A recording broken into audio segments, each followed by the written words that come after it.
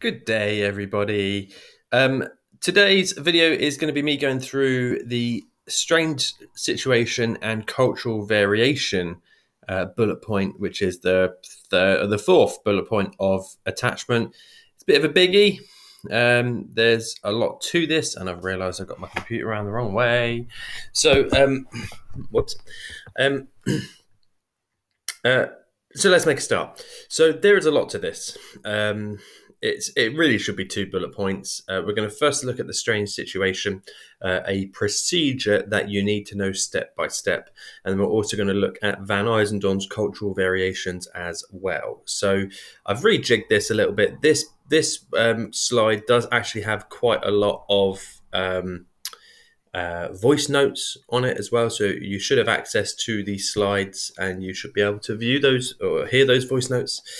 But let's make a start, right? So small video for you to watch there. Definitely would recommend doing it. But essentially what we're going to be teaching today is the strange situation. It is an 8-step procedure that Mary Ainsworth created in the 70s, I think it was, to determine what type of attachment you had, what style of attachment you had. And she said there were 3 attachment styles. Now, before we go into the strange situation, I think this is first, we're going to start looking through those 3 attachment styles. And as we're going through, I want you to think, what one are you? There are more than 3 nowadays generally, but these are the 3 main ones, it would be fair to say. 3 types: secure, insecure avoidant, or insecure resistant. These are really important, by the way. These are really important. How you are in a relationship is going to be largely defined by your attachment style. How many friends you have is going to be largely determined by the style of attachment that you have. We all know secure people. Majority of us are actually secure. We all know avoidant people, and we unfortunately, that's harsh, do know people who are resistant as well. I'm only joking. They're very, very different. Very different. So, for example, we'll go for it in time. So, on the left-hand side, you've got what each of these styles show as a kid, and then on the right-hand side, you've got how they turn out as an adult. Now, one central question I think you have to note down is, if you are secure as a kid, does that automatically mean that you're going to be secure as an adult? But let's go through these, right? So I'm going to start with secure. I'm not going to literally read through all of these, but it's worth noting down these in your workbook somewhere. Secure are healthy, right? According to Mary Ainsworth, according to that American Mary Ainsworth, more on that later, secure is healthy. If you have a secure attachment, you are comfortable with your parents as a kid. You do get scared when they leave, and you seek comfort when they come back. And generally, you prefer your parents to your strangers, but you're comfortable with your parents as a kid. Now, a child who is secure, about 70% of you, maybe they'll grow up as a secure adult. What does that person look like as an adult? They are comfortable in their romantic relationships. They have good self-esteem. They back themselves. They're quite trusting. They can get over heartbreak, from romantic relationships relatively healthily with time. And they're quite comfortable sharing feelings as well. So the secure people are generally the healthiest, right? Generally the healthiest. Avoidance, on the other hand, listen to the name, insecure avoidant. This was named by Mary Ainsworth, who was American, and by American standards, avoidant is bad, but I don't think avoidant is bad. I say that as an avoidant person, but I don't think avoidant is just more independent than most people, that's all. As a kid, avoidant children, they're just super independent, basically, right? They're not concerned if their parent leaves. They're not bothered if the parent comes back. They show no preference for parents or strangers. Now, what does this person look like?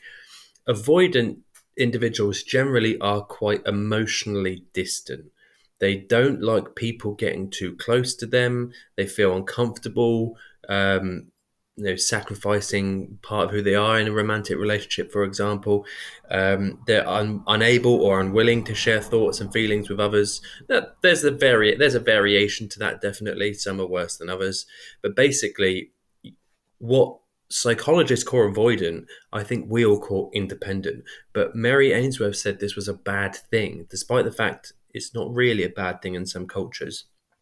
The last one is ambivalent, also known as resistant. Now, as a kid, it's fair to say that these are the more nightmare-y kids. They absolutely do not like being left alone by their parents. They will scream the house down. When the parent picks the kid up again, they will continue screaming, like really high pitched, "How dare you leave me," kind of thing. And they are not comforted by the return of the parent. They're quite demanding in terms of attention seeking, resistant individuals. Now, what do these people grow up to be like? You all know someone who's resistant. You all know someone who's resistant.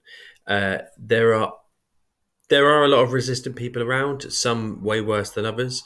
I had a student a couple of years ago who shall remain nameless. It's many, many years ago now, actually.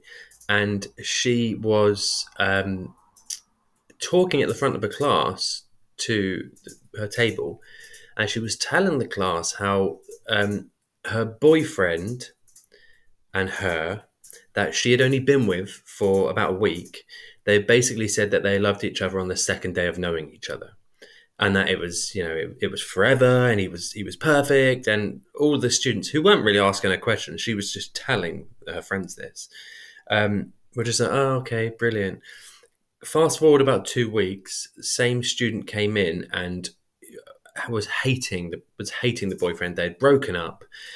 Basically, it's fair to say that people who are resistant in romantic relationships fall in love very, very hard. They don't deal well with betrayal or perceived betrayal. They can be reluctant to get quite close to people, but they go a bit too far sometimes. They're anxious the whole time that their partner doesn't love them. So realistically, how you are as a how you are as an attachment style is going to determine what sort of person you are with. So what do you need to know? So, by the way, these are the 3 types. You do need to know off the top of your head what type of behavior they showed. You do need to know all these 15 as well. I'm going to be going through all of these because these up here are the 5 things that were generally measured. But we're going to go into that in a bit more detail. So what the strange situation is, it is a procedure. Like I say, 8 episodes, 8 steps. Each episode is about 3 minutes, apart from the first episode that was 30 seconds. And this procedure has been used thousands of times around the world. So the good thing about this procedure is you can literally pick it up and do it wherever you want. It's a and this is all important, by the way, it's a highly standardized and replicable procedure that different researchers can use to see if there's any differences in how different cultures raise kids. So Ainsworth was the one who created the procedure. And what's really important about this, by the way, is so important. I'm going to show you an exam question that came up a couple of years ago. It's important for many, many reasons. It's in the middle of the screen right now. If I just do this, there we go. This one right here, discuss the strange situation as a way of assessing type of attachment. Let me be clear. For questions like this, you have to describe and evaluate the procedure, not the study. You have to describe and evaluate the procedure, what Ainsworth did, not what she found. You don't really have to know the actual study. I'm going to go through the stats, but you don't really actually have to know the statistics from what she found. But I'm going to go through it anyway, just to confuse matters. Okay, so I hope that's all clear. First of all, let's give a bit more detail. So as you can see, this here is Mary Ainsworth on the right hand side. This is a mother and her kid. And basically, you've got observers who are watching what's happening to see how the kid reacts. And depending on how the kid reacts, you are going to determine what type of attachment style they have. So Ainsworth did a lot of studies. And hold on. Sorry about that. So where was I? Strange situation in action. So all the kids are between 9 and 18 months. So they've all made attachments, but they're not old enough to know that they're being observed. Um, they're in a lab of some kind. There's 8 episodes. So I'll show you these 8. And actually, I'll show you the 8 now. These are the 8 episodes, and yes, you do need to know the order.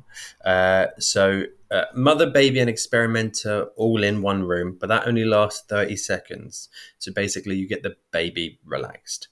You leave the mum and the baby alone for 3 minutes, and basically there's 2 or 3 people behind one-way glass, like watching and noting down what's happening. After 3 minutes, a stranger joins the mother and the infant tries to play with the kid. After 3 minutes, the mother then leaves and the baby's alone. And after 3 minutes, the mother returns and the stranger leaves. So basically what you have is a standardized procedure that can be done around the world to see if there's any differences in the attachment styles of a country's kids. So for example, does Germany have more secure kids than the UK or Russia or Israel or Borneo? The one thing to note down, or sorry, the 2 things to note down about this is there are 2 reunion episodes when the mother comes back, and there's 2 separation episodes where the mother leaves, and you're watching to see how the kid acts. If the kid repeatedly doesn't even realize the mum has left, it's probably avoidant. If the kid repeatedly starts crying and cannot be calmed down, it's probably resistant. And if somewhere in the middle, it's probably secure. So it's all done in the same size room, so 7.5 meter by 7.5 meter, and these rooms are split into 16 squares. So four squares, resulting in 16 squares. Now, the reason why they do that, and again, note this down, is to be able to quantitatively measure how far a kid wanders from the secure base of the mother. So you're able to actually measure in like 1.5 squares, 2 squares away, 3, 4 squares away from the mother, for example, which would technically be into the wall. So you're able to actually measure that. Video procedure, so it's filmed. Why is this good? Because then you can watch it back again and see if you have inter-observer agreement on what you are actually seeing. And it's time sampled. Now, at this point, we may or may not have actually covered time sampling and observations. But when an observation is time sampled, you take a recording of what happened every 15 seconds, for example. So basically, every 15 seconds, the researcher would look at what the baby was doing. Every 15 seconds, the baby would look at the observers would look at what the baby was doing, were they crying, etc., and they would note down a few things. Now, keep in mind, each episode is 3 minutes. That is 12 observations of what the baby is doing per episode. And you have 7 3-minute episodes, so 12 times 7, which we all know, is a certain number. 72, is it? No, I don't know. I think it's 72. But basically, you have, theoretically, let's just say hypothetically, 72 observations per kid per strain situation. You may want to double check those stats. And what they're actually measuring here are what are called the P.R.E.S.S behaviors. So these are the 5 attachment behaviors that they are measuring. And these 5 attachment behaviors are here. So on one hand, they're measuring proximity seeking. How close to the adult, how close to the parent is the child getting? Avoidant kids don't have good proximity seeking. Reunion behavior, when the parent comes back, what's the behavior of the child like? Do they not care? Are they bothered? So on and so forth. Their exploration and secure-based behavior, that's measuring how far they go from the mother, how brave they are at exploring the room. Separation anxiety and stranger anxiety. Now, you need to know how each attachment style responded to all of these. Okay, fine. Okay, let's have a look then. So these are the actual results. Now, as I say, you don't actually need to know this, but it's worth just knowing.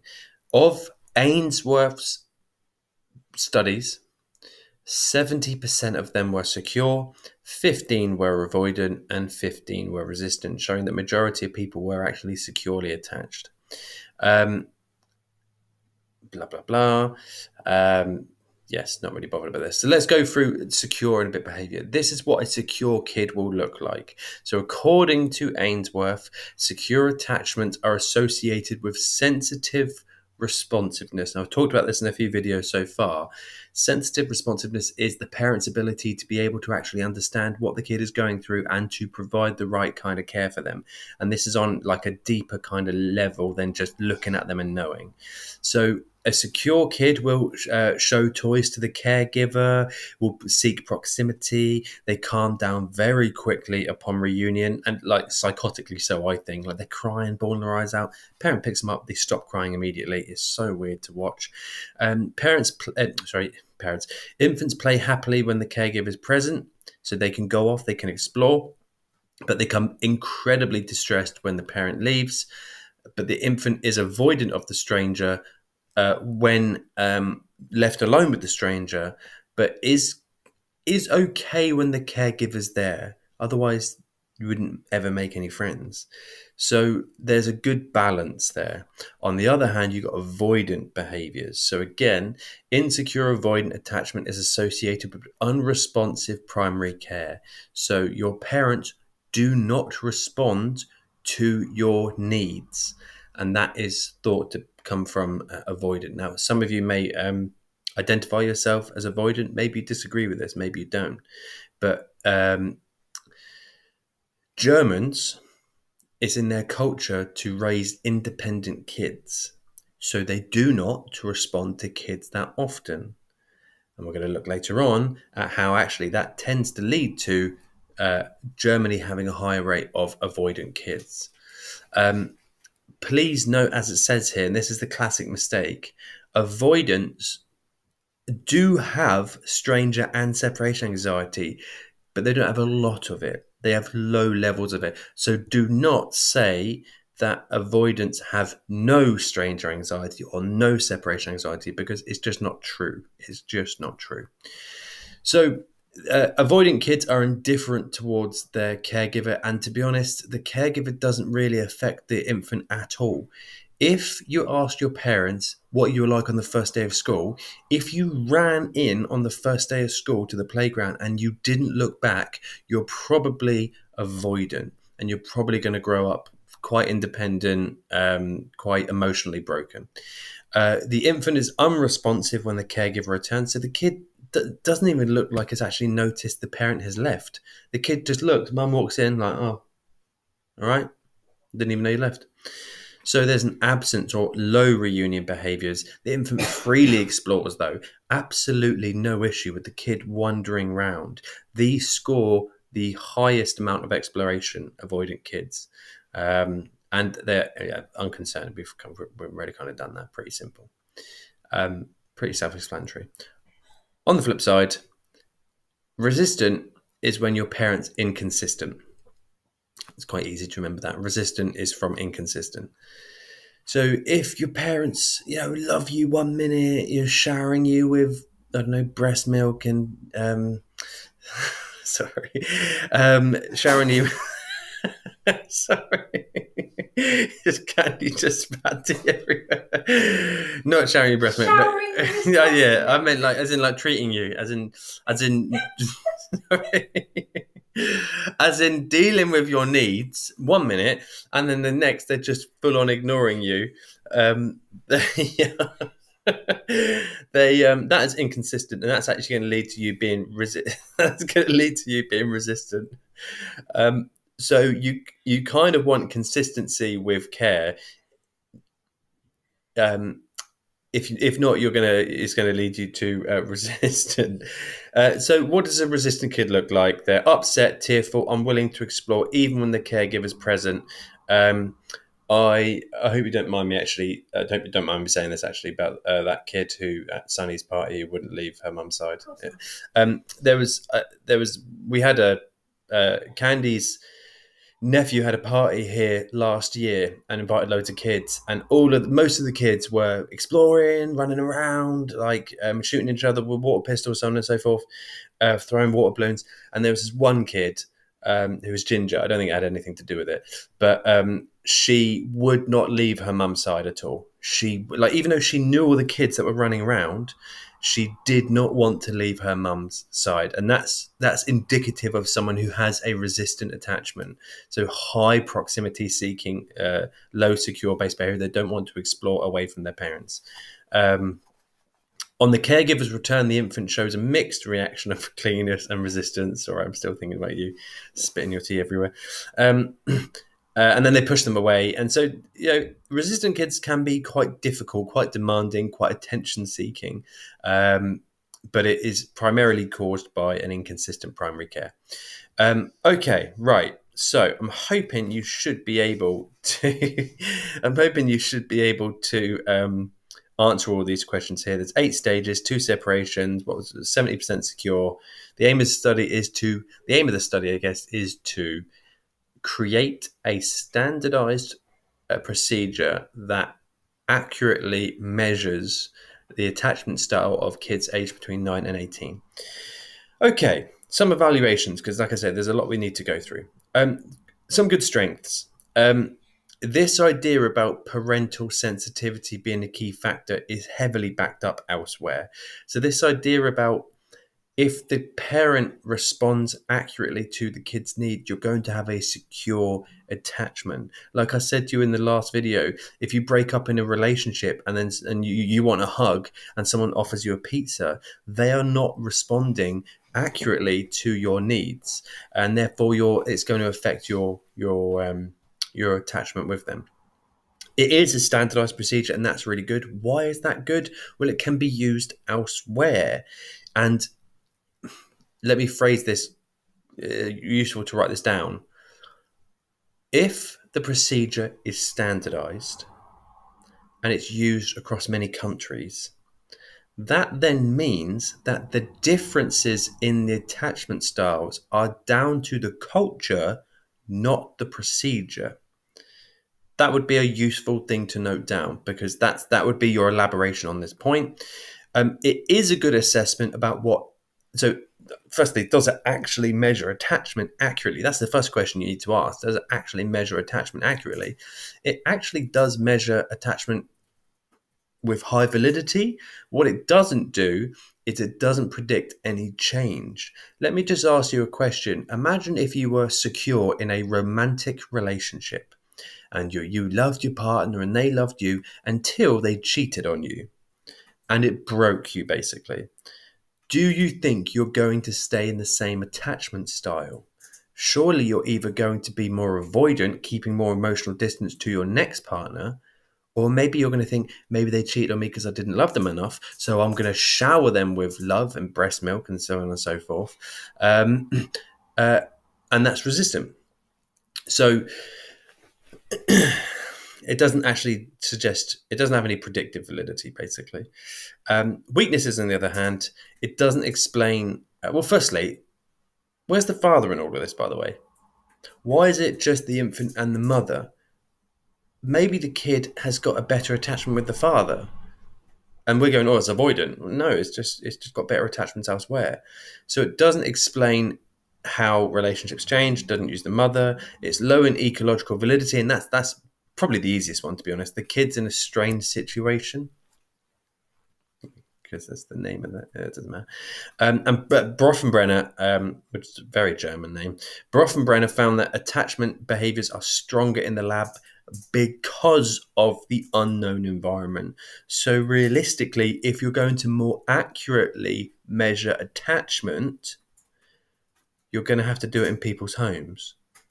But you can't do that because then it's not standardized. So there's issues. And then finally, oh, I've already covered that one. Finally, let's just take a step back. You are deliberately stressing out an infant. So clearly that's very unethical. There is, I'm not going to go through that here. There is a model point here. And this one is how you would elaborate on a point about standardization. Remember, keep reading these points. Keep reading them. This is how you should be, in my opinion, structuring your appeals. Other teachers do it slightly differently, but I'm not going to go into that. Okay, fine. That's the first part of the bullet point. Describe and evaluate the strain situation. I'm hoping you can do that. What we now need to look at is Van Ijzendoorn's piece of research, which is named in the spec. How might attachments be different culturally? Is an avoidant in the UK the same as an avoidant in Germany? Who has the most secure? Surely the culture you are in determines how you raise a baby. I just want to imagine you have a kid, and the kid is 3-4 months old and it's upstairs crying. What type of parent do you think you will be? Do you think you'll be one that responds every single time the kid cries? Or do you think you're going to be quite German in your approach, where you will be like, the kid must do it by itself? Do you think that you will try to promote that independence? So that is caused by your culture. So do we raise children in the same universal way across cultures? Highly unlikely. Highly unlikely. Given that there are so many cultural differences in behavior, it's highly unlikely. It's impossible to do. If we do raise kids differently, would that have an effect on the amount of people who had an attachment? So one thing we do talk about here is individualism versus collectivism. We live in a Western culture known as an individualistic culture, and you need to note these types of cultures down, by the way. In our culture, we promote independence, self-sufficiency. It's very important. And we're not big on family. In the West, we are not that big on family. When you go out into society, it's dog eat dog, right? Let me ask you, if you moved to Africa on a gap year and started earning money, would you send money home? Probably not. Because your money is yours. You're independent. But in Eastern cultures who come over to the UK and African cultures who come to the UK, they come from collectivist cultures whereby it's not dog eat dog. Family is important. You collect resources together. Hello, Bella. I know. So are those two competing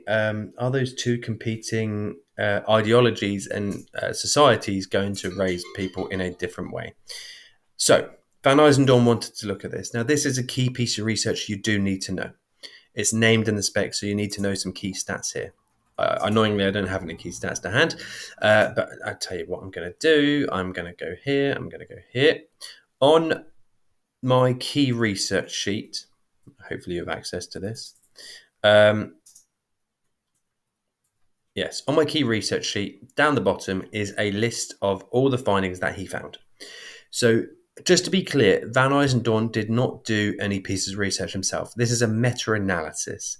He sat at his Dutch desk and he just read thousands of pieces of research whereby they use the strain situation in different countries. So he didn't actually do any primary research himself. He narrowed these pieces of research down to 32 pieces of research.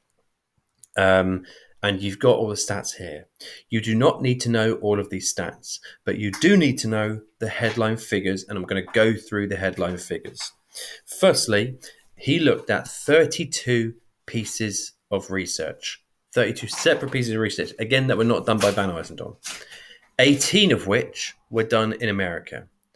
So a criticism is that because the majority of research was done in America, the overall statistics, which are down here, the overall statistics are going to skew towards American norms. Fine. The most secure country was, in fact, the UK, although that was only based on one piece of research. Second was Sweden. The least secure, only 50% of Chinese babies were secure. Only 50%. So one thing to note, the range of secure goes from 50% to 75%. The most avoidant was West Germany, unsurprisingly, because they live in a very individual and independent, self-sufficient culture. Only 5% of kids from Japan were avoidant. What does that tell us? If 1 in 3 kids from Germany are avoidant, but 1 in 20 kids from Japan are avoidant, Japanese cultures and families and mothers and fathers do not leave their kids alone. That's just the Japanese way. It's not for us to say that's right. It's not for us to say that's wrong. There is no right or wrong way. What I'm saying here is Japanese parents do not leave their parents alone. Japanese parents do not leave their kids alone. They respond to their every whim. That's just a Japanese way of raising your kids. Collectivism, family. Whereas we only scored 22. Well, we scored 22%. On the flip side, resistant, very, very different. Very different. Look at this. These ones just here in the 20s are all Mid-Eastern or Far Eastern cultures. So resistant does tend to be more common in societies and cultures to the east, whereas we only scored 3 and Sweden only scored 4. So in the West, we don't seem to produce that many resistant kids. You need to know those statistics, the ones I've just gone through, right? The most secure, the least secure, the most avoidant, the least avoidant, the most resistant, the least resistant. Okay, so I do have some of the headline acts just here, but we don't need to necessarily go through them. What's worth going through is actually how a lot of Van Ijzendoorn's statistics were quite similar to Ainsworth, but that may be because most of his research was American, so it skewed the data. Lastly, I'm not sure this is lastly actually, Van Ijzendoorn did note there were massive intra-cultural differences as well as inter-cultural differences.